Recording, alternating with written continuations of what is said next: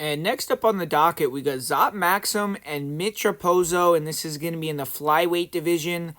I would say this is definitely a loser leaves town match because both these fighters are on 2-fight losing streaks, and at flyweight, losing 3 in a row is a big no-no. But Azat Maksum, the guy was 14-0 when he signed with the UFC, and just hasn't really been a good run for him. He had a controversial split decision win in his UFC debut against Tyson Nam that I think a lot of people feel like he lost. And he went into the fight versus Charles Johnson as a pretty significant favorite. He ended up losing. And then he was a major underdog against Tagir Ulanbekov and lost via decision again, but had a better performance in that one. And in this fight, he's taken a major step down. He's a big favorite again, so now the pressure is on his back. And he's taken on Mitch Raposo, who's 0-2 in the UFC as well. He's had close fights. Both of them were split decisions, but I actually thought he won his last one, and the Andre Lima fight was not really that close. It shouldn't have been a split, but he needs to finally let it go and bring his full skill set to the cage. If he doesn't win, his UFC career is over. So he has nothing to lose. He's an underdog, and he's going to Abu Dhabi. He's fighting I guess not one of their guys, but you know that they're probably going to be cheering for Maksum over the Americans. So I think that hopefully he could get out of his head and show his full skill set, but it's a really difficult matchup because Azat Maksum is a fun fighter to watch. On the feet, he's tall, long, lanky.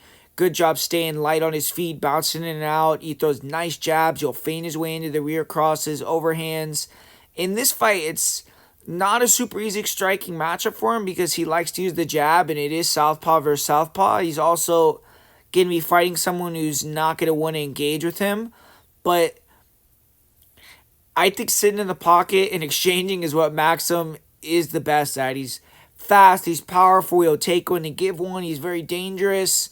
He is a little bit reckless. He doesn't move his head, but his length, his speed normally make it where he's able to land first. And his last fight, he faced someone who was taller and longer than him, and that's why it was a really big war on the feet. I feel like he's not usually used to that, but now it's back to usual programming for Maksum. He's fighting someone where he's much taller than them in Mitch Raposo. And his takedown defense, there were some question marks about it in the past, but it looked unreal versus Ulanbekov. He looked super good with his technique, his balance. I don't see Maksum getting taken down by Mitch Raposo, and if he does, it'll just be like a quick surprise takedown where I think Maksum will be able to bounce back up to his feet. And Maksum can get takedowns himself. Like, he got that sick throw at the end of the fight versus Ulanbekov. And in the clinch, he's nasty, so you don't want to try to take him down in the clinch. So I think he's too dangerous for Mitch to come in with a wrestling game plan against him. But Mitch, he's a speedy southpaw. He's a boxer wrestler. And even for 125, he's kind of a small guy. But he's skilled and he has good footwork. He tries to move around, use that upper body movement, shoot counters. He'll feint the level changes, come up with the punches. And in the UFC, he hasn't really been willing to take damage to give damage. When he gets rocked, it seems like he kind of just goes into a defensive shell and will just move around and accept defeat, kind of, you could say.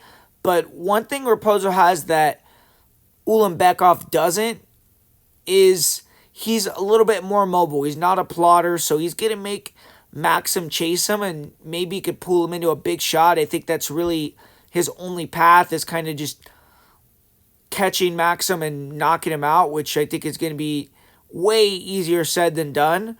But ultimately, I do think Maksum is a pretty good parlay piece here. I feel like Raposo will maybe be able to make it semi-competitive, but he's not going to do enough to win.